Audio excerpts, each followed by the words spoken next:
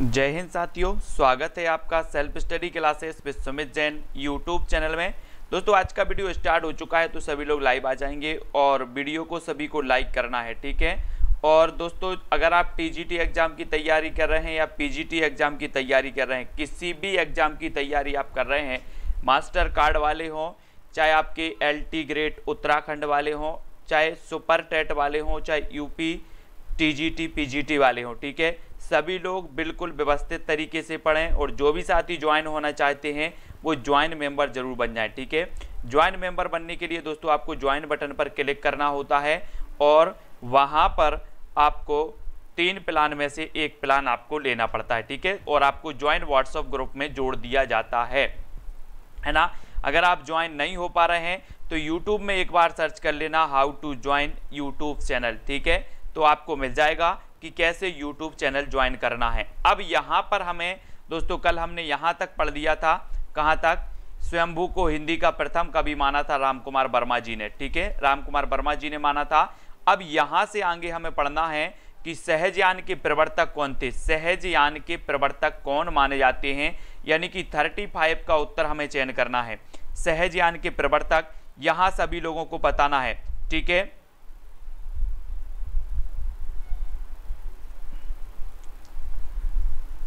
Thirty 35 में उत्तर हमें बताना है। लखन लोधी जी MP टेट की कर रहे हैं, बहुत बढ़िया। 35 का आंसर आपने बताया कि सहजयान के जो प्रवर्तक माने जाते हैं वो सरहपा जी माने जाते हैं ना, सरहपा जी। आपका आंसर निकिता पूनम जी बिल्कुल सही है, ठीक है, वेरी गुड। शिवानी जी, अगला क्वेश्चन आपको बताना, आचार्य हजारी प्रसाद द्विवेदी ने अपभ्रंश को क्या कहा है। आचार्य हजारी प्रसाद द्विवेदी ने अपभ्रंश को क्या कहा है, यानी कि 36 का आंसर हमें चयन करना है। क्या कहा है, पुरानी हिंदी कहा है, प्राकृताभास अपभ्रंश कहा है, साहित्यिक अपभ्रंश कहा है, या फिर परिनिष्ठित अपभ्रंश कहा है। हजारी प्रसाद द्विवेदी ने अपभ्रंश को क्या कहा है।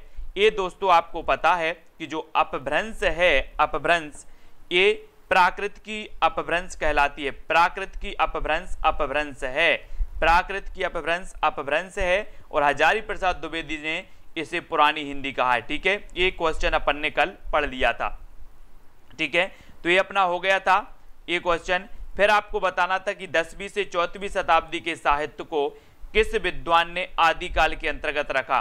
ये क्वेश्चन भी शायद हुआ था 37 का, बता दो फटाफट से, रिवीजन हो जाएगा, कोई बात नहीं है। 10वीं से 14वीं शताब्दी के साहित्य को किस विद्वान ने आदिकाल नाम दिया है। आदिकाल हमें बताना है, तो क्या हो जाएगा, आर्यन शुक्ला, ललित मोहन गोस्वामी, प्रश्न क्रमांक 37 में। और 37 में आपका बिल्कुल सही आंसर होगा कि ये हजारी प्रसाद द्विवेदी साहब ने, किसने, हजारी प्रसाद द्विवेदी ने माना है। और डी नंबर आपका सुनील जी बिल्कुल सही हो जाएगा, ठीक है। और एक क्वेश्चन हमने देखा था कि पुरानी हिंदी का जो पुरानी हिंदी नामकरण किया है वो गुलेरी साहब ने किया है, गुलेरी साहब ने।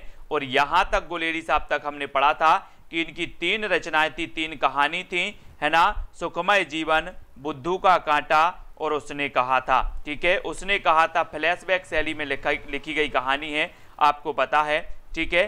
तो ये आपका चंद्रधर शर्मा गुलेरी आपका बिल्कुल सही हो जाएगा, बी नंबर आपका बिल्कुल सही हो जाएगा, ठीक है, ये तो आपका बिल्कुल सही है। यहां तक हमने पूरा पढ़ा था। अब इसके आगे हमें पढ़ना है, सभी लोगों को पढ़ना है, ठीक है। 39 का उत्तर आपको चयन करना है। किस किसने घटना चक्र की पुस्तक खरीद ली है, किसने खरीदी घटना चक्र की पुस्तक। अगर आप अभ्यास करना चाहते हैं प्रश्नों का तो घटना चक्र की पुस्तक आप खरीद सकते हैं, ठीक है। विस्तृत अगर पढ़ना है तो कल मैं पूरा आपको बताऊंगा, कल एक पूरी वीडियो आएगी आपकी कि आप नेट एग्जाम की तैयारी कर रहे हैं तो आपको कौन सी बुक खरीदनी चाहिए, पीजीटी टीजीटी की कर रहे हैं तो कौन सी बुक खरीदनी चाहिए, ठीक है। तो कल एक वीडियो लेकर के आऊंगा, हम वीडियो पढ़ लेंगे, ठीक है। कितने बजे लेकर के आए, 8 बजे लेकर के आए या 7 बजे लेकर के आएंगे, ठीक है, शाम को 7 बजे, शाम को 7 बजे कल एक बुक कल एक वीडियो लेकर के आएंगे जिसमें आपको पुस्तक से संबंधित मैं बताऊंगा कि कौन सी पुस्तक आपको खरीदनी है, ठीक है। पंडित चंद्रधर शर्मा गुलेरी ने किसको पुरानी हिंदी का प्रथम कवि स्वीकार किया, किसको किया है, ये हमें बतानी प्रश्न क्रमांक 39 का।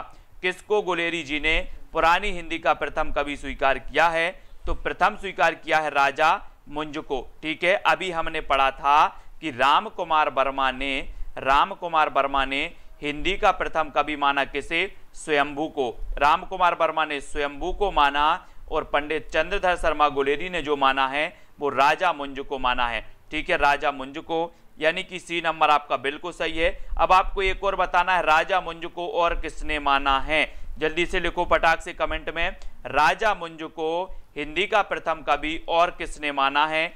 प्रश्न आपसे पूछा जाता है। तो कमेंट में पिंकी शर्मा जी, है ना, मोहम्मद शाहिद अली, प्रश्न क्रमांक आपको बताना है कि यहाँ पर पुरानी हिंदी का प्रथम कवि चंद्रधर शर्मा गुलेरी ने माना और राजा मुंज को आपको बताना है कि हिंदी का प्रथम कवि और किसने माना है? स्वयंभू को तो माना है राम कुमार वर्मा ने हिंदी का कवि, प्रथम हिंदी का प्रथम कवि। ठीक है, कमेंट में जल्दी से लिखो बिल्कुल सही, रीनू चौधरी जी, रामचंद्र शुक्ल जी। ठीक है, वेरी गुड।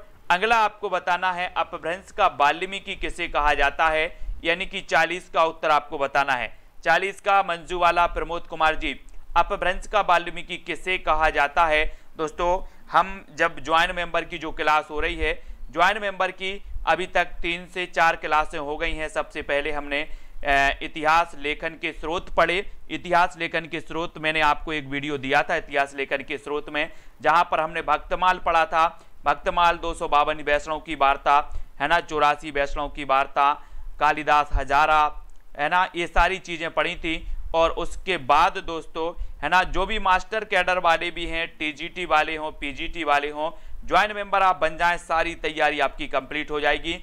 स्टार्ट है पढ़ाई दोस्तों, है ना। अपभ्रंश का वाल्मीकि किसे कहा जाता है? अपभ्रंश का वाल्मीकि कहा जाता है दोस्तों स्वयंभू को। स्वयंभू को, यानी डी नंबर आपने बिल्कुल सही चयन किया है, डी नंबर।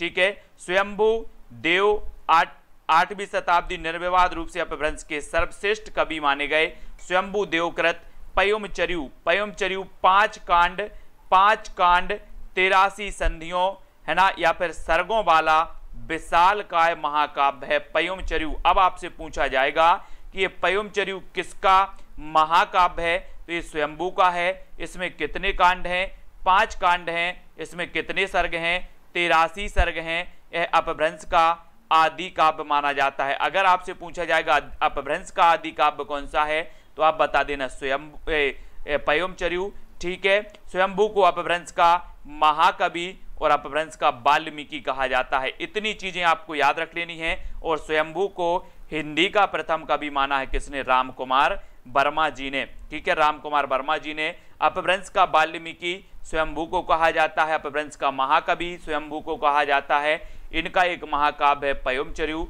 ठीक है, और अपभ्रंश के सर्वश्रेष्ठ कवि माने जाते हैं स्वयंभू। ये इतनी चीजें आपको स्वयंभू के बारे में याद रखनी है। हाँ, राम काव्य। अब आपको बताना है कि किस कवि को अपभ्रंश का वाल्मीकि कहा जाता है? किस कवि को अपभ्रंश का वाल्मीकि कहा जाता है? शरहपा को कहा जाता है, स्वयंभू को कहा जाता है, पुष्पदंत या फिर हेमचंद्र को कहा जाता है? यानी कि 41 का आंसर आपको बताना है। किस कवि को अपभ्रंश का वाल्मीकि? तो अपभ्रंश का वाल्मीकि, ये तो फिर से पूछ लिया गया वही क्वेश्चन, है ना। तो ये सी नंबर आपका बिल्कुल सही हो जाएगा। ठीक है, अब 42 का आपको आंसर लिखना है। 42 का, अपभ्रंश के प्रथम महाकवि कौन थे? अपभ्रंश के प्रथम महाकवि हेमचंद्र थे, स्वयंभू थे, रामचंद्र थे या फिर दत्त थे? यानी कि 42 को आपको चयन करना है दोस्तों। 42 का आंसर क्या हो जाएगा?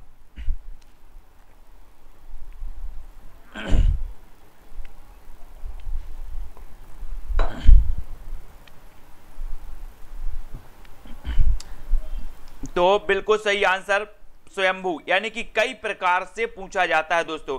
अब यहां पर पूछा गया कि स्वयंभू की कृति का नाम क्या है, तो कृति का नाम तो आपने अभी पढ़ा पयोमचर्यु है। स्वयंभू की कृति कौन सी है? पयोमचर्यु। ठीक है, यानी डी नंबर हिंदी ज्ञान गंगा धारा, डी नंबर आपका बिल्कुल सही हो जाएगा। ठीक है, डी नंबर। अगले क्वेश्चन की ओर बढ़ते हैं दोस्तों। इसी प्रकार से जुड़े रहें और आप लोग अगर ज्वाइन करते हैं चैनल को, ज्वाइन मेंबर अगर बनते हैं तो बहुत मजा आएगा और अच्छे से आपकी तैयारी हो जाएगी। ठीक है, चाहे किसी भी एग्जाम की आप तैयारी कर रहे हैं, मास्टर कैडर, एलटी ग्रेड, किसी भी एग्जाम की तैयारी कर रहे हैं, हिंदी से जुड़े हैं, हिंदी सब्जेक्ट है, तो आपकी तैयारी निश्चित ही अच्छी होगी। और पयुम चरयु किसकी रचना है, इस प्रकार से भी क्वेश्चन पूछा गया तो ये स्वयंभू की रचना है। ठीक है, अब आपको यहां पर चयन करना है कि इनमें से किस ग्रंथ में लिखा है कि अग्नि परीक्षा के बाद सीता जैन धर्म में दीक्षित हो जाती हैं। बहुत बढ़िया प्रश्न है। प्रश्न क्रमांक 45 का आंसर बताना है, इनमें से किस ग्रंथ में लिखा कि अग्नि परीक्षा के बाद सीता जैन धर्म में दीक्षित हो जाती हैं। महापुराण में लिखा है, परमात्मा प्रकाश में लिखा, भविष्यत कहा में लिखा है, या फिर पयुम चरयु में लिखा है। यानी कि 45 का आंसर आपको बहुत ही महत्वपूर्ण प्रश्न है और आपको बताना भी है। चयन करना है गायत्री अहरवाल प्रहरी जी, है ना, और विशाल सालुंकी, जितने भी हमारे साथी टीजीटी वाले हैं, पीजीटी वाले हैं, कोई भी हो दोस्तों, आप एक बार जुड़ें और आपको इतनी अच्छी अच्छी क्लासें मिलेंगी। ट्रिक से पूरा हिंदी साहित्य आपका कुछ भी नहीं बचेगा, कुछ भी नहीं बचेगा, पूरा ट्रिक से पढ़ाऊंगा। पहले वीडियो आप देख लेना, पहले वाले, है ना। और ये जो पयुम चरयु है, पयुम चरयु, इसमें दोस्तों कहा गया है, इसमें लिखा है कि जो अग्नि परीक्षा के बाद सीता जी थी, उन्होंने जैन धर्म में दीक्षा ली थी, यानी कि दीक्षित हो जाती हैं। तो डी नंबर आपका बिल्कुल सही है। ठीक है, पयुम चरयु स्वयंभूकृत चरित्र काव्य है, 5 कांडों वाला महाकाव्य है। ठीक है, इसके 5 कांड कौन कौन से हैं? विद्याधर कांड, अयोध्या कांड, सुंदर कांड, युद्ध कांड और उत्तर कांड। ये 5 कांड हैं। इन कांडों को भी आप नोट्स कर सकते हो। ठीक है, इनको भी आपको नोट्स करना है। विद्याधर कांड प्रकृति जी, ठीक है, अयोध्या, सुंदर कांड, युद्ध कांड और उत्तर कांड, इनको आप नोट्स कर लें। ये 5 कांड हैं। नारी के प्रति व्यवहार का वर्णन इस काव्य में किया गया और नारी के प्रति पुरुष का दृष्टिकोण उस युग में कैसा था, यह काव्य में वर्णित अग्नि परीक्षा वाले प्रसंग में स्पष्ट हो जाता है। लंका विजय के पश्चात सीता को पुष्पक विमान पर चढ़ाकर कौशल नगरी लाया जाता है और सीता के आगमन का एक और भव्य वातावरण, दूसरी ओर उस वातावरण में राम का ओछा व्यवहार। अग्नि परीक्षा से पूर्व सीता राम से कहती हैं कि आज मैं अपनी सतीत्व की पताका फहराऊंगी, आग यदि समर्थ हो तो मुझे जलाए, जब मेरा मन शुद्ध है तो इस दिव्य शक्ति का क्या होगा। इस ग्रंथ में वर्णन किया गया है। अग्नि परीक्षा के बाद सीता जैन धर्म में दीक्षित हो जाती हैं। ये किसमें कहा गया है? पयुम चरयु में। पयुम चरयु में ये कहा गया है, पयुम चरयु में। ठीक है, ये आप याद रख लेना। पयुम चरयु स्वयंभू जी का महाकाव्य है, 5 कांड इसमें हैं। ठीक है, ये सभी लोग याद रखेंगे। और कौन सा ग्रंथ लौकिक चरित्र काव्य माना जाता है? लौकिक चरित्र काव्य। जल्दी से 46 का उत्तर, बहुत ही बढ़िया प्रश्न है। लौकिक चरित्र काव्य प्रवक्ता परीक्षा में प्रश्न पूछा गया है। प्रश्न क्रमांक 46 का आंसर बताना है। और जितने भी साथी हैं 60 वीडियो मैंने ट्रिकी वीडियो दिए हैं। अगर 60 वीडियो आपने ट्रिक से पूरे देख लिए, 25 घंटे का एक पूरा वीडियो है, 25 घंटे का अगर पूरा वीडियो आपने देख लिया तो हिंदी साहित्य में आपको आधा हिंदी साहित्य याद हो जाएगा साथियों। कुछ भी नहीं करना है, सिर्फ देखना है, याद करवाने की गारंटी तो मेरी है। इनमें से कौन सा ग्रंथ लौकिक चरित्र काव्य माना जाता है? लौकिक चरित्र काव्य यानी कि 46 का आंसर बताना है। और आपका बिल्कुल सही आंसर होगा ये भविष्यत कहा। भविष्यत कहा मैंने आपको याद करवाया था। ये किसकी रचना है? ये धनपाल की है। बोले सर भविष्य के लिए धन का संग्रह करते हैं, धन का संग्रह करते हैं भविष्य के लिए। तो भविष्यत कहा के रचनाकार कौन होंगे निकिता जी? धनपाल। ठीक है, याद रख लेना है। लोकप्रिय व्यक्तियों के चरित्र पर आधारित काव्यों के अतिरिक्त कई ऐसे चरित्र काव्य भी रचे गए जिनमें कथानक या तो काल्पनिक होता था अथवा किसी लोक कथा से लिया जाता था।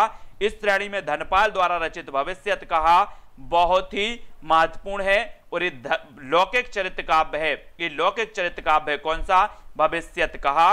और ये किसकी रचना है? धनपाल की रचना है, धनपाल की। इसको याद रखेंगे। अपभ्रंश का भावभूति किसे माना जाता है? अपभ्रंश का वाल्मीकि हमने पढ़ा था कि अपभ्रंश का वाल्मीकि कहा जाता है स्वयंभू को। अपभ्रंश का वाल्मीकि किसे कहा जाता है? स्वयंभू को, है ना। बोले सर अपभ्रंश का वाल्मीकि मैं स्वयं हूं, स्वयं, है ना। अपभ्रंश का वाल्मीकि स्वयं हूं तो स्वयंभू याद रख लेना। और अपभ्रंश का भावभूति बताना है, भावभूति यानी कि 47। और 47 का सभी लोगों को लाइक जरूर कर देना है। ठीक है, सभी लोगों को लाइक जरूर करना है, लाइक। अपभ्रंश का भावभूति कहा जाता है किसे? पुष्पदंत को यानी बी नंबर आपका बिल्कुल सही हो जाएगा। पुष्पदंत को बी नंबर, इन्होंने अपने आप को एक उपाधि दी थी अभिमान मेरू की, पुष्पदंत ने, ठीक है, ये भी आपको पता है पुष्पदंत जी की। आर्यन जी बी नंबर बिल्कुल सही है। साहिल जी बी नंबर सही है। अपभ्रंश का भवभूति पुष्पदंत, भवभूति, ठीक है। अब कैसे बोलोगे, अपन बोलते ना हम भभूति लगा लेते हैं ऐसे मस्तक में, क्या लगा ली, बोले भभूति लगा ली। काय की भभूति लगा ली, पुष्प की भभूति लगा ली, भभूति से भवभूति और पुष्प की भभूति लगा ली तो पुष्पदंत। भवभूति किसे कहा जाएगा, पुष्पदंत को कहा जाएगा। बोले सर पुष्प की भभूति लगा ली। काय की भभूति लगाना है, अब पुष्प की लगाना है। और कौन सी रचना पुष्पदंत की नहीं है, 48 का आंसर बताना। नहीं है तो कौन सी नहीं है, महापुराण, जसहर चरियु, पयुम चरियु या फिर जय कुमार चरियु, यानी कि 48 का सभी लोग आंसर चयन करेंगे, है ना। 48 का उत्तर कौन सी रचना पुष्पदंत की नहीं है, पुष्पदंत की। बोले सर महापुराण तो हमने पढ़ी है ना, और पयुम चरियु, ये पयुम चरियु नहीं पढ़ी, ये पयुम चरियु तो हमने पढ़ी कि ये स्वयंभू जी की है। किसकी है, स्वयंभू जी का ये तो महाकाव्य है, 5 खंड वाला महाकाव्य है ये तो। कौन सा, पयुम चरियु। तो यहां पर सीधा सीधा सा आपका दिख रहा है कि रचना पुष्पदंत की नहीं है, तो पुष्पदंत की रचना कौन सी नहीं है। बोले सर हमने पयुम चरियु नहीं पढ़ा, यानी कि पयुम चरियु तो हमने स्वयंभू की पढ़ी थी, ये जय कुमार चरियु पुष्पदंत की है। महापुराण है, जसहर चरियु, ये सारी पुष्पदंत की रचना है ना, ये सारी रचना पुष्पदंत जी की है। बाकी पयुम चरियु ये रचना स्वयंभू जी की है, ठीक है। इतनी चीजें आपको याद रखना है दोस्तों।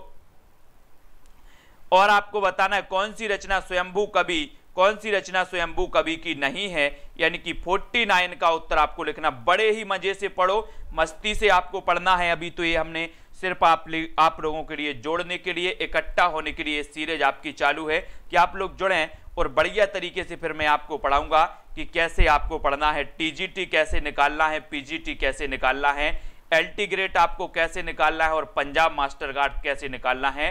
हिंदी में किसी के नंबर कम नहीं रहेंगे, हिंदी साहित्य, है ना। कौन सी रचना स्वयंभू कवि की नहीं है, नहीं है तो किसकी नहीं है। दोस्तों पढ़ने का तरीका होता है, कुछ लोग किताब को पढ़ते हैं, कुछ लोग किताब को पढ़ते हैं 5% याद होता है, कुछ लोग किताब में पॉइंट को पढ़ते हैं, है ना, और कुछ लोग किताब से क्या करते हैं, कैप्चर करते हैं अपने मानसिक स्थिति से, किसी घटना को उससे जोड़ करके, किसी ट्रिक से पढ़ करके उसको याद करते हैं, है ना। एक बार ट्रिक वाली वीडियो जरूर देखें साथियों। और कौन सी रचना स्वयंभू की नहीं है, तो बोले सर ये महापुराण हमने पढ़ा था, महापुराण तो ये पुष्पदंत की है, पुष्पदंत की है, तो ये रचना स्वयंभू की नहीं है। फिर रिट्ठडैमी चरियु, है ना, पयुम चरियु या फिर स्वयंभू छंद, ये तीनों ही रचना मानी जाएंगी किसकी, स्वयंभू की। स्वयंभू को अपभ्रंश का वाल्मीकि और पुष्पदंत को अपभ्रंश का भवभूति। ये 2 प्रश्न तो हमेशा पूछे जाते हैं, इनको तो याद रख लेना, रट लेना, है ना। खड़ी बोली में सबसे पहले काव्य सृजन करने वाले कवि कौन से हैं। दोस्तों अगर आप रेगुलर क्या करते हैं, क्लास अटेंड करते भी हैं, तो आपको ऐसे हजारों प्रश्न होंगे जो आपको रट जाएगा, हजारों प्रश्न हो जाएंगे जो आपको खुद पता नहीं होंगे, वो रट जाएंगे। जब आप एग्जाम में बैठेंगे तब आपको वो चीज, सारी चीजें याद आएंगी, है ना। तो जल्दी से मैं एक प्रश्न को कई बार आप तक बताता हूं, और हमेशा हमारा सूत्र भी रहा है कि एक पुस्तक को 50 बार पढ़ना है, 50 पुस्तक को एक बार नहीं। एक प्रश्न को 50 बार पढ़ो, कैसे याद नहीं रहता। खड़ी बोली में सबसे पहले काव्य सृजन करने वाले कवि कौन थे, तो हमने पढ़ा है, बोले सर खड़ी बोली में सबसे पहले काव्य सृजन किया है अमीर खुसरो साहब ने। अमीर खुसरो साहब, यानी कि आ नंबर आपका बिल्कुल सही हो जाएगा, आ नंबर, ठीक है। खड़ी बोली में सबसे पहले काव्य सृजन करने वाले अमीर खुसरो हैं, और इस भाषा का नाम है हिंदवी। से उल्लेख सबसे पहले उन्हीं रचनाओं में मिलता है। हालांकि वे फारसी के भी अपने समय के सबसे बड़े भारतीय कवि थे। मुकरी लिखने का सर्वप्रथम प्रयास भी इन्होंने किया था। और अमीर खुसरो की प्रसिद्ध रचनाएं कौन सी है, खालिक बारी, पहेरियां, मुकरियां, है ना, सुकने तथा गजल आदि, ये किसकी रचना है। खालिक बारी कई बार पूछा जाता है, खालिक बारी, है ना, तो खालिक की बारी ये अमीर खुसरो की है, अमीर खुसरो। ठीक है, इसको याद रखेंगे। फिर अगला क्वेश्चन आपकी स्क्रीन पर, जब तक मैं अगर कुछ डिटेल में पढ़ता हूं तब तक आप नीचे वाला प्रश्न देख करके उत्तर जरूर बता दिया करो।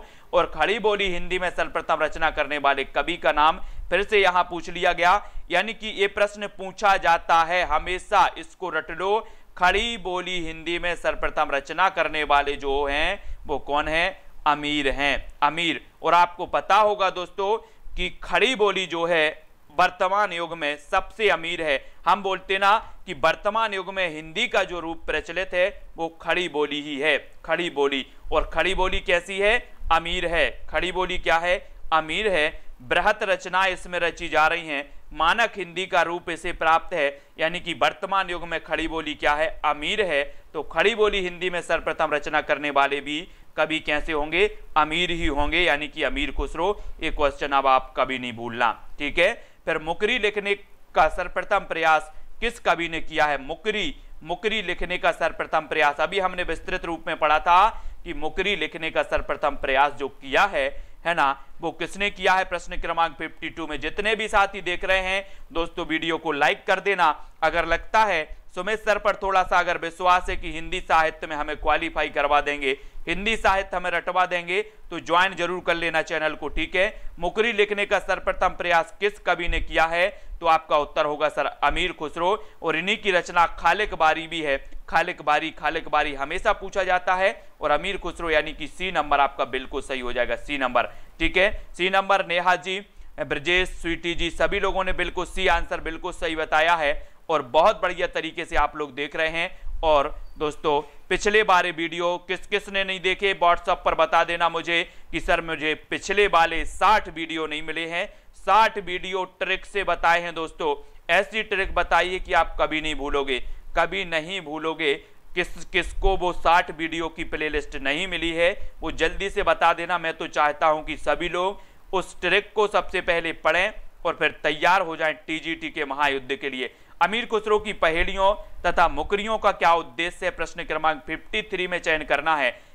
अमीर खुसरो की जो पहेलियां हैं, मुकरियां हैं, इनका उद्देश्य क्या है? पृथ्वीराज चौहान की वीरता का वर्णन करना, अलाउद्दीन और आमिर युद्धों का वर्णन करना, मनोरंजन के माध्यम से लोक व्यवहार की शिक्षा, या फिर कोई उद्देश्य नहीं। यानी कि 53 का आपका उत्तर बताना है। और ये 9 बजे आपकी निरंतर चलती है क्लास, सालों से ये क्लास चल रही है और सालों ये क्लास चलेगी 9 बजे वाली। ठीक है, तो जल्दी से आपको बताना है प्रश्न क्रमांक 53 और 53 का आंसर हो जाएगा मनोरंजन के माध्यम से लोक व्यवहार की शिक्षा, लोक व्यवहार की शिक्षा यानी सी नंबर। ठीक है, मनोरंजन के माध्यम से लोक व्यवहार की शिक्षा, ये अमीर खुसरो की जो मुकरियां हैं, जो पहेलियां हैं, इनका उद्देश्य है। ठीक है, तो सी नंबर अपना बिल्कुल सही हो जाएगा। व्हाट्सएप नंबर नीचे चल रहा है दोस्तों, नीचे जो एक लाइन चल रही है उसमें व्हाट्सएप नंबर चल रहा है। अमीर खुसरो के बारे में कहा जाता है कि बड़े विनोदी और सहृदय व्यक्ति थे। जनजीवन के साथ घुल मिलकर काव्य रचना करने वाले कवियों में खुसरो का महत्वपूर्ण स्थान है और उन्होंने जनता के मनोरंजन के लिए इन्होंने पहेलियां और मुकरियां लिखी हैं। किसने? अमीर खुसरो ने। खड़ी बोली के प्रथम कवि, खड़ी बोली में रचना करने वाले प्रथम कवि कहे जाते हैं अमीर खुसरो। आदिकाल में खड़ी बोली को काव्य की भाषा बनाने वाले प्रथम कवि थे अमीर खुसरो साहब जी। उनके द्वारा रचित ग्रंथों की संख्या 100 बताई जाती है, जिनमें से 20 और 21 उपलब्ध हैं, 20-21 से ही उपलब्ध हैं। ठीक है, जिन साथियों को नहीं मिली है वो वीडियो नहीं मिली है, व्हाट्सएप नंबर लाइन चल रहा है, लाइन चल रहा है, उस व्हाट्सएप नंबर से बता देना कि सर मुझे वो 60 वीडियो नहीं मिले हैं जिसमें आपने ट्रिक से बताया है। कौन शिलांकित कृति है? कौन शिलांकित कृति है?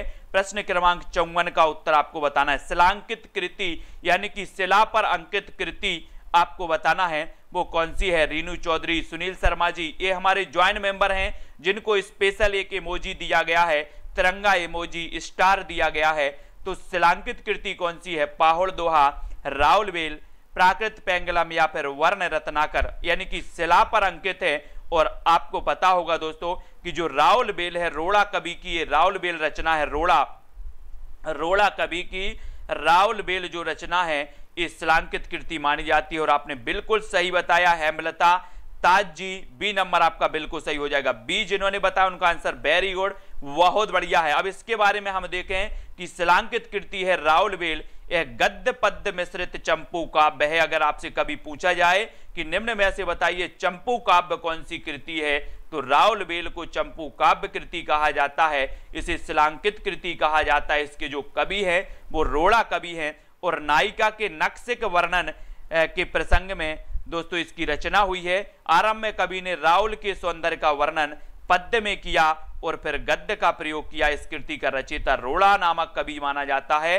और राउलवेल से हिंदी में नक्सिक वर्णन की परंपरा प्रारंभ होती। मोस्ट इंपॉर्टेंट क्वेश्चन यहां से निकल करके आता है दोस्तों, आपसे पूछा जाता है कि हिंदी में नक्सिक वर्णन की श्रृंगार परंपरा कहां से आरंभ होती है, तो आप बता देना राउलवेल एक रचना है रोड़ा कवि की। राउलवेल एक रचना है रोड़ा कवि की, जहां से नक्सिक वर्णन की श्रृंगार परंपरा यहां से प्रारंभ होती है और इसकी भाषा हिंदी की 7 बोलियों के शब्द इसमें मिलते हैं, जिसमें राजस्थानी प्रधान मानी जाती है। यानी कि इसकी भाषा कौन सी है, राजस्थानी है। निशित जी, मयंक जी, सभी लोग जितने लोग देख रहे हैं लाइक जरूर कर देना।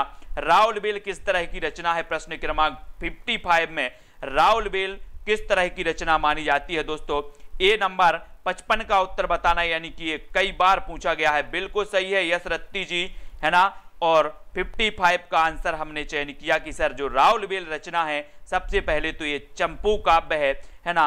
ये रोड़ा कवि की रचना है, ये गद्य पद्य मिश्रित चंपू काव्य मानी जाती है, ये भी आपको पता होनी चाहिए। और ये शिलांकित कृति है और दोस्तों इस रचना से ही क्या होता है, नक्सिक वर्णन की परंपरा प्रारंभ होती है। तो आपको याद रख लेना है गद्य पद्य मिश्रित चंपू काव्य है। यानी कि दोस्तों आपको सरल वे में यहां पर समझा जा रहा है। सबसे पहले आपको विस्तृत पढ़ा दिया जाता है एक टॉपिक में, फिर आपसे प्रश्न पूछे जाते हैं तो आपको सरल लगने लगते हैं और आपको लगता है कि हाँ मुझसे बन रहा है। कविता देवी जी, कौन व्याकरण ग्रंथ के रूप में प्रतिष्ठित है, कौन व्याकरण ग्रंथ के रूप में प्रतिष्ठित है, एक क्वेश्चन भी पूछा गया। मैंने कई बार आपको बताया है व्याकरण ग्रंथ बताना है।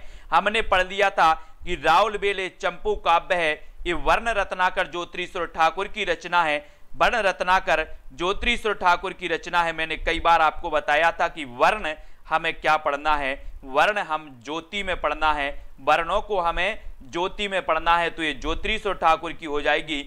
और जो व्याकरण ग्रंथ है दोस्तों ये उक्ति व्यक्ति प्रकरण है। उक्ति व्यक्ति प्रकरण ये दामोदर पंडित की रचना मानी जाती है। और ये व्याकरण उक्ति व्यक्ति प्रकरण जो व्याकरण ग्रंथ है बहुत ही महत्वपूर्ण है, इसके बारे में थोड़ा सा पढ़ेंगे। उक्ति व्यक्ति प्रकरण व्याकरण के रूप में प्रतिष्ठित है। महाराज गोविंद चंद्र के सभा पंडित थे दामोदर शर्मा। 12वीं शताब्दी में कब लिखा गया ये ग्रंथ है, 12वीं शताब्दी में इस पुस्तक की रचना डॉक्टर हजारी प्रसाद द्विवेदी के शब्दों में उक्ति व्यक्ति प्रकरण एक अत्यंत महत्वपूर्ण ग्रंथ है। हिंदी व्याकरण की ओर उस समय ध्यान दिया जाने लगा था, यह भी पुस्तक से सिद्ध होता है। ठीक है, तो उक्ति व्यक्ति प्रकरण आपको कभी नहीं भूलना है, बहुत ही बढ़िया रचना मानी जाती है, व्याकरण ग्रंथ इसमें माना जाता है। ठीक है, अब आपको यहां पर एक क्वेश्चन पूछा जाता है दोस्तों, ये यहां पर एक चीज और यहां पर दी है कि मैथिली हिंदी में रचित वर्ण रत्नाकर डॉक्टर सुनीति कुमार चटर्जी और पंडित बबुआ मिश्र के संपादन में बंगाल एशियाटिक सोसाइटी से प्रकाशित हुई थी। वर्ण रत्नाकर और ये किसकी है, ये ज्योतिरीश्वर ठाकुर की है। ज्योतिरीश्वर ठाकुर की रचना है वर्ण रत्नाकर और ये डॉक्टर सुनीति कुमार चटर्जी और पंडित बबुआ मिश्र के संपादन में बंगाल की एशियाटिक सोसाइटी से प्रकाशित हुई थी। जब दोस्तों एशियाटिक सोसाइटी की बात आती है, जब एशियाटिक सोसाइटी की बात आती है तो एक चीज और याद आता है मयंक जी कि हमारी जो modern vernacular literature of Hindustan है ना, ये जो ग्रंथ था किसका, ग्रियर्सन साहब का। असल में अगर माना जाता है कि दो काल विभाजन के आधार पर जो हिंदी साहित्य का पहला इतिहास ग्रंथ था वो इसी को ही माना जाता है जब जिसमें काल विभाजन का प्रयोग किया गया। दोस्तों हमने पढ़ा था कि हिंदी साहित्य का प्रथम इतिहास ग्रंथ कौन सा था, गारसा दा तासी का द इस्तवार दा ला लेतुतुर हिंदुस्तानी। ये गारसा दा तासी का था, 2 भागों में प्रकाशित हुआ था 1839 और 1939 और 1947 में। ठीक है, ये भी आपको याद रख लेना है। और दोस्तों आपको पता है कि जो मॉडर्न वर्नाकुलर लिटरेचर ऑफ जो हिंदुस्तान है ग्रियर्सन की है, एशियाटिक सोसाइटी ऑफ बंगाल के निर्देशन में ये प्रकाशित हुई थी। और दोस्तों इसके 2 सन आते हैं, एक आती है 1989, 1989 और 1988। 1988 ये आपको याद रख लेना है। 1989 ये रामचंद्र शुक्ल जी ने इसका प्रकाशन काल माना है। किसका? Modern vernacular literature of Hindustan का 1989। वैसे हम 1988 पढ़ते हैं, तो इन दोनों में अलग अलग विद्वानों ने अलग अलग माना है modern vernacular literature of Hindustan को। ठीक है, अब उक्ति व्यक्ति प्रकरण यह ग्रंथ है, तो ये ग्रंथ कैसा है दोस्तों? महाकाव्य है या फिर गद्य काव्य है या छंद व्याकरण है? तो आपका उत्तर हो जाएगा कि ये उक्ति व्यक्ति व्याकरण ग्रंथ है और ये दामोदर पंडित का है। दामोदर पंडित का, इसको याद रखेंगे। कौन सी रचना व्याकरण ग्रंथ है, यानी कि 58 का आंसर आपको चयन करना है। तो इस प्रकार से उक्ति व्यक्ति प्रकरण यानी कि कई प्रकार से प्रश्न पूछे जाते हैं। कौन सी भाषा आदि काल की है? 59 का उत्तर। आदि काल में दोस्तों हम पढ़ते हैं आदि काल के नामकरण को लेकर के सबसे ज्यादा मतभेद रहा। वहीं अगर बात करें रामचंद्र शुक्ल की, तो आदि काल को इन्होंने वीर गाथा काल नाम दिया। ठीक है, वीर गाथा काल नाम दिया, लेकिन आदि काल नाम जो दिया वो पंडित हजारी प्रसाद द्विवेदी जी ने दिया। ठीक है, और आदि काल ही इसका नाम व्यवस्थित है, चल पड़ा। ठीक है, और आदि काल की जो भाषा थी वो भाषा कौन सी थी दोस्तों, ये आपको बताना है। और आपका यहां पर सही आंसर क्या होगा? आंसर आपको बताना है दोस्तों कि आदि काल की जो भाषा मानी जाती है वो कौन सी मानी जाती है? डिंगल पिंगल, है ना? डिंगल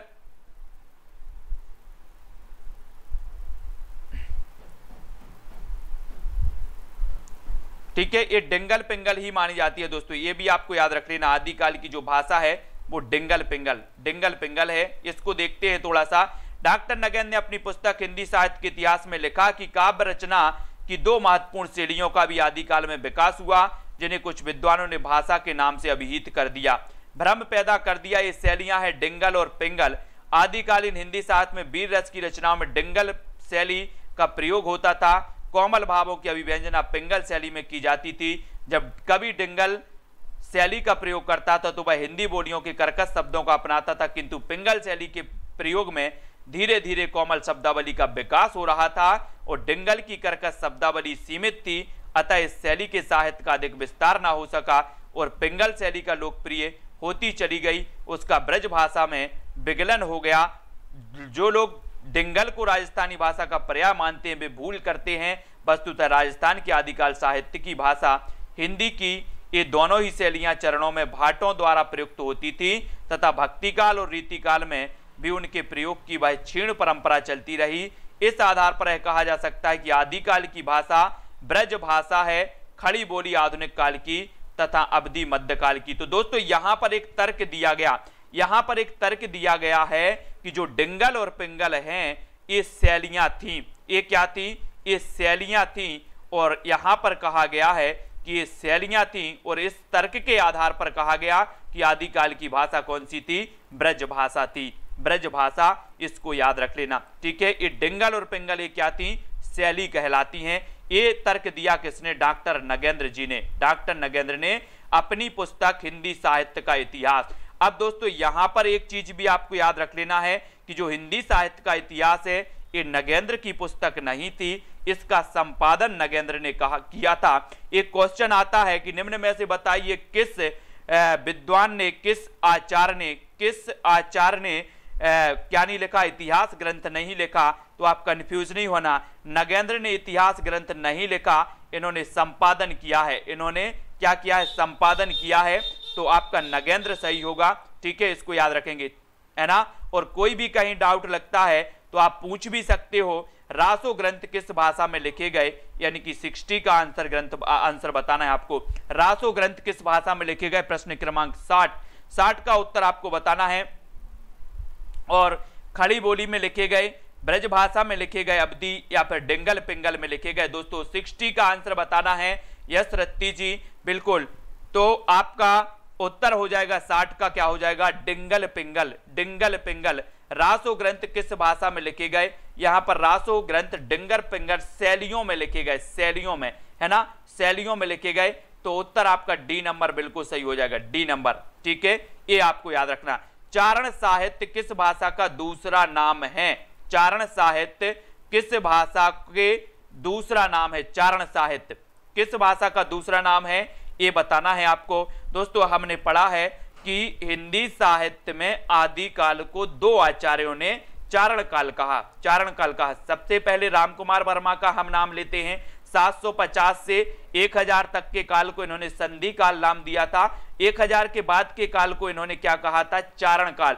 और ग्रियर्सन साहब ने चारण काल भी नाम दिया था, ग्रियर्सन और रामकुमार वर्मा ने। अब चारण साहित्य किस साहित्य का दूसरा नाम है? तो ये चारण साहित्य रासो साहित्य का। रासो साहित्य यानी कि डी नंबर आपका बिल्कुल सही हो जाएगा। जैसे हम बात करते हैं दोस्तों पृथ्वीराज रासो। अब पृथ्वीराज रासो के लेखक जो हैं वो चंद्रबरदाई साहब हैं। हिंदी का प्रथम महाकाव्य पृथ्वीराज रासो आपने पढ़ा है, लेकिन पृथ्वीराज रासो के जो लेखक हैं वो चंद्रबरदाई जो थे पृथ्वीराज रासो के आश्रित कवि थे, है ना। इसलिए ये रासो साहित्य यानी कि चारण साहित्य से कहा जाता है। ठीक है। डॉक्टर ग्रियर्सन एवं रामकुमार वर्मा ने हिंदी साहित्य के प्रथम काल को चारण काल नाम दिया। अगर कभी आपसे पूछा जाए कि चारण काल नाम किसने दिया, तो ग्रियर्सन ने और रामकुमार वर्मा जी ने। इसको याद रखेंगे। और इस काल में राजाश्रित कवि अपने आश्रयदाता राजाओं के पराक्रमपूर्ण चरित्रों तथा गाथाओं का वर्णन करते थे। यही प्रबंध परंपरा रासो के नाम से जानी जाती है, जिसे लक्ष्य करके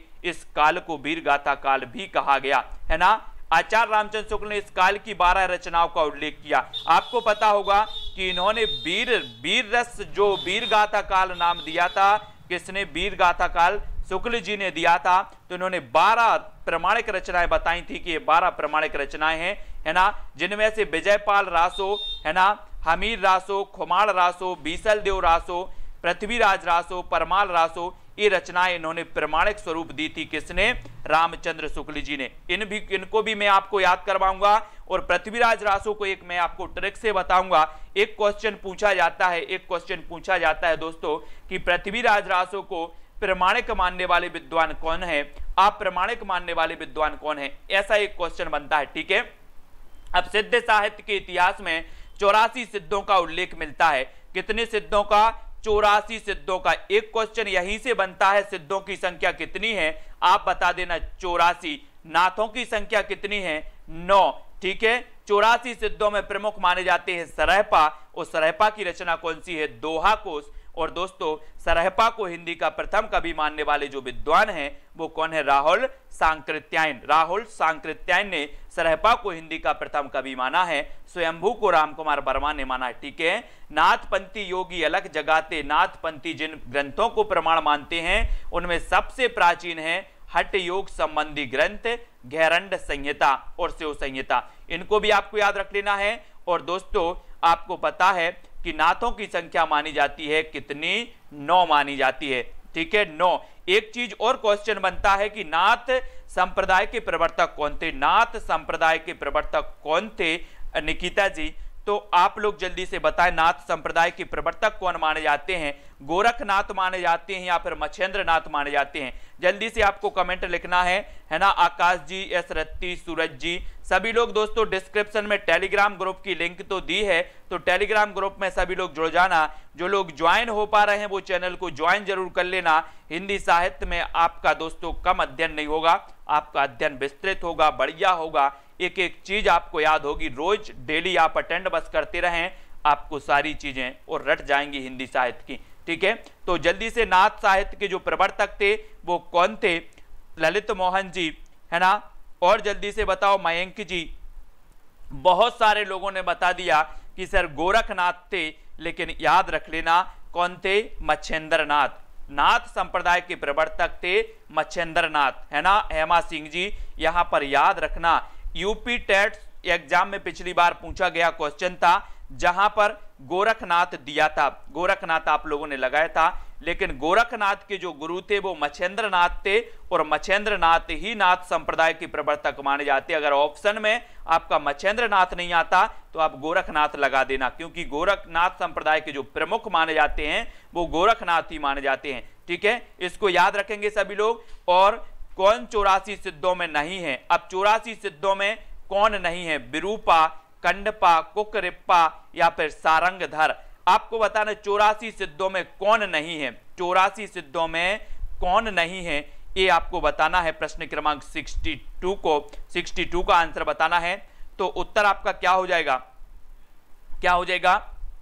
दोस्तों आपको पता है जब आप सिद्धों की बात करते हैं तो लास्ट में पापा आ जाता है, सरायपा, विरूपा, कंडपा, कोकरेप्पा, इस प्रकार से पापा आ रहा है, पा है ना, इस प्रकार से आ रहा ना।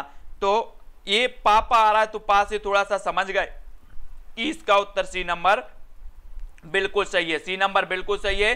ठीक है, सभी लोग वीडियो को लाइक जरूर कर देना दोस्तों। और आदिकाल में किस प्रकार का साहित्य लिखा जा रहा था, आदिकाल में किस प्रकार का साहित्य लिखा जा रहा था? जनजीवन से हटकर राजाओं की वीरता का अंतरंजित वर्णन, कृष्ण भक्ति पर आधारित काव्य, निर्गुण की उपासना या उपर्युक्त किसी प्रकार का नहीं। यानी कि 63 का आंसर बताना। और डाउट वाले प्रश्न जितने भी हमारे साथी देख रहे हैं, कहीं भी आपको डाउट लगता है कि ए है या फिर ए है, तो डाउट वाले क्वेश्चन आप लिखते जाएं, पूरे डाउट आपके क्लियर किए जाएंगे। जहां भी आपको डाउट लगता है आप प्रश्न को लिखें और नीचे नंबर चल रहा है डिस्क्रिप्शन में, व्हाट्सएप पर भेज दें। जब भी मुझे टाइम मिलेगा आपका उत्तर जरूर दूंगा, है ना, प्रश्न का। और डाउट वाले प्रश्नों को आप जरूर लिखें और प्रेषित करें। और आदिकाल में किस प्रकार का साहित्य लिखा जा रहा था? तो जन जीवन से हटकर राजाओं की वीरता का रंजित किया जा रहा था आदिकाल में, है ना। चाहे वो पृथ्वीराज रासो हो, आश्रित कवि थे, चारण कवि थे, और ये राजाओं का वर्णन करते थे, उनके यशोगान का वर्णन करते थे। यानी कि ये नंबर आपका बिल्कुल सही हो जाएगा। ठीक है, वीरगाथा कालीन रासो काव्यों में निम्नलिखित में से किस विषय का वर्णन नहीं है? यानी कि प्रश्न क्रमांक 64 का आंसर आपको बताना है। आश्रयदाताओं का अतिरंजनापूर्ण वर्णन, इतिहास और कल्पना का मिश्रण सम्मिश्रण, कृष्ण लीला का प्रतिपादन या युद्धों का सजीव एवं गत्यात्मक वर्णन। ये आपको बताना है दोस्तों। जो साथी ज्वाइन मेंबर हो रहे हैं वो ज्वाइन हो जाएं, जो साथी ज्वाइन मेंबर नहीं बन पा रहे हैं वो टेलीग्राम ग्रुप में अवश्य जुड़ जाएं। ठीक है, बहुत सारा आपको तो ऐसे ही सीखने को मिलेगा। वीरगाथा कालीन रासो काव्यों में निम्न में से किस विषय का वर्णन नहीं है? तो किस विषय का नहीं? आश्रयदाताओं का अतिरंजनापूर्ण वर्णन, इतिहास और कल्पना का सम्मिश्रण, कृष्ण लीला का प्रतिपादन। तो आपने बिल्कुल सही बताया कि सर इसमें कृष्ण लीला का प्रतिपादन नहीं है, और सी नंबर आपका बिल्कुल सही हो जाएगा। ठीक है, सी नंबर आपका सही हो जाएगा।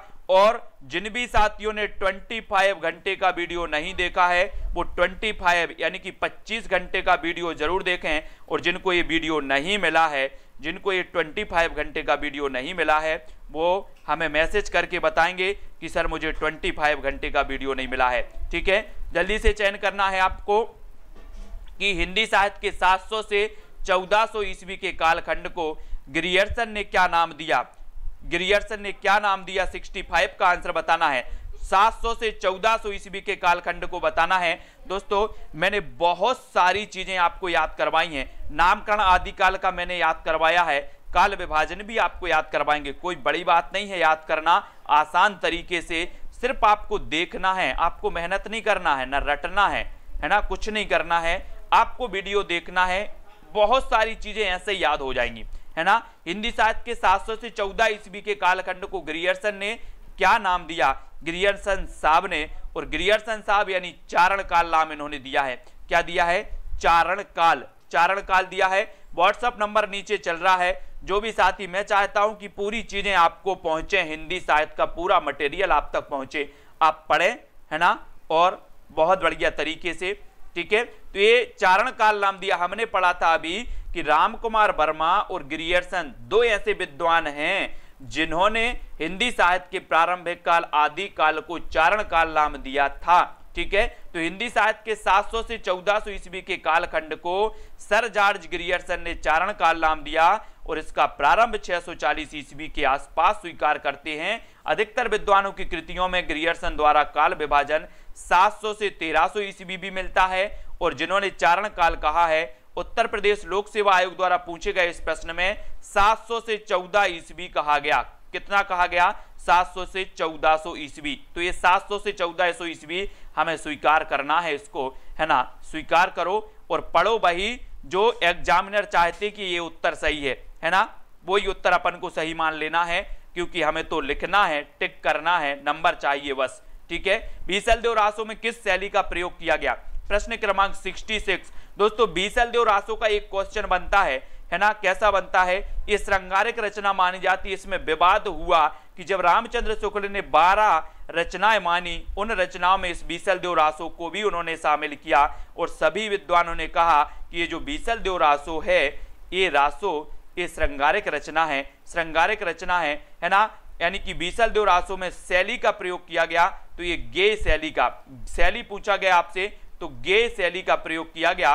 और इसमें ये अजमेर के शासक से संबंधित थी, अजमेर के शासक से संबंधित थी। एक क्वेश्चन भी बनता है, निम्न में से बताइए कौन सी रचना अजमेर के शासक से संबंधित है, अजमेर के, तो ये बीसलदेव रासो ही है। नरपति नाल जी की ये रचना मानी जाती है, नरपति नाल की बीसलदेव रासो, है ना। तो वीडियो को सभी लोग लाइक कर लेना दोस्तों, आपके 45 मिनट जो हैं वो पूर्ण होते हैं आज के, ठीक है। बुक की एक क्लास कल होगी, बहुत सारी बुक आपको मैं बताऊंगा, आपको विस्तृत पढ़ना है तो विस्तृत वाली बुक बताऊंगा, आपको दोस्तों टेस्ट सीरीज इस प्रकार से लगाना है तो वो बुक भी बताऊंगा। तो कल 7 बजे हम एक बुक के बारे में आपको बताएंगे। टीजीटी, पीजीटी, नेट किसी भी एग्जाम की तैयारी कर रहे हैं, हिंदी साहित्य वाले मेरे साथी हैं, सभी साथी, और सभी से मैं यही निवेदन करूंगा कि वो 25 घंटे वाला वीडियो जरूर देखना या फिर 60 वीडियो वो जरूर देख लेना, क्योंकि आप अगर 60 वीडियो देख लेते हैं लेखपाल के लिए भी, बिल्कुल लेखपाल के लिए दोस्तों अपना क्या करें, सबसे पहले सिलेबस आप जांच लें, सिलेबस देख लें कि हिंदी साहित्य में क्या क्या है, और फिर हिंदी साहित्य वाले आ जाओ मैदान में, पढ़ते हैं अपन, ठीक है।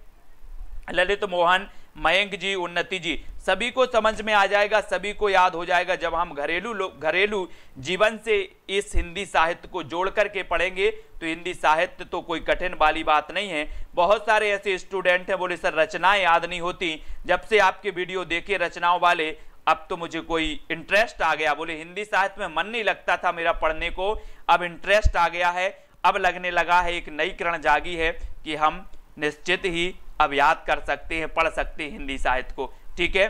बिल्कुल पहाड़ी नीमू जी बिल्कुल सही है, पढ़ते रहें इसी प्रकार से। कुमारी हेमा जी और जितने भी साथी बनना चाहते हैं ज्वाइंट मेंबर, राजेश मौर्य, संदीप जी, हेमा शीला जी, राज ठाकुर, अनु जी, पुष्पू जी, निशित जी, ठीक है, सभी लोग बताएं, है ना। पहरी नीमू, राधिका, पारो, राजेश, अनीता, उन्नति, राज, लबेश जी, संदीप जी, अनीता जी, रीना जी, सभी को धन्यवाद। सभी लोग वीडियो को लाइक जरूर कर देना दोस्तों, है ना। राज त्रिपाठी, हेमा जी और सुनील शर्मा जी, ठीक है। मास्टर कैडर में ग्रामर भी आती है, बिल्कुल ग्रामर भी आती है, निशित जी, मोनिका नांगल जी। ग्रामर की क्लास टिपटॉप यूट्यूब चैनल पर आज से शुरू हुई है दोस्तों, मैं टिपटॉप यूट्यूब चैनल पर भी पढ़ाता हूं। तो टिपटॉप यूट्यूब चैनल पर दोपहर 3 बजे ग्रामर की क्लास स्टार्ट हो चुकी है, जहां पर मैंने बिल्कुल शुरुआत से आपको पढ़ाया है, शुरुआत से, यानी कि आज मैंने हिंदी भाषा को पढ़ाया था, हिंदी भाषा को कवर किया था। कल हम वर्णमाला पढ़ेंगे और शुरुआत से बिल्कुल पढ़ रहे हैं उसको, ठीक है। तो दोपहर 3 बजे टिपटॉप यूट्यूब चैनल पर हिंदी व्याकरण की क्लास स्टार्ट हो चुकी है, ठीक है, ये भी आपको याद रख लेना है ना। और आपको बताना है, हरनाम, दीप जी, सुनीता, कमलेश जी, अरुण जी, विजय जी, सभी को धन्यवाद, कंचन यादव जी। दोस्तों इसी प्रकार से बने रहें, वीडियो को लाइक और पुराने वीडियो सभी लोग देखें, ठीक है। पुराने वीडियो को देखना है आपको, है ना। 60 वीडियो की एक प्लेलिस्ट है, 125 वीडियो की एक प्लेलिस्ट है, एक 25 घंटे का वीडियो आपके लिए है और एक 10 घंटे का वीडियो आपके लिए है, ठीक है। तो फूल जहां और शिखा, राज त्रिपाठी, राजेश जी, सभी को धन्यवाद। सभी लोग वीडियो को लाइक करें, अपने मित्रों को जरूर बताएं। आज के लिए बस इतना ही साथियों,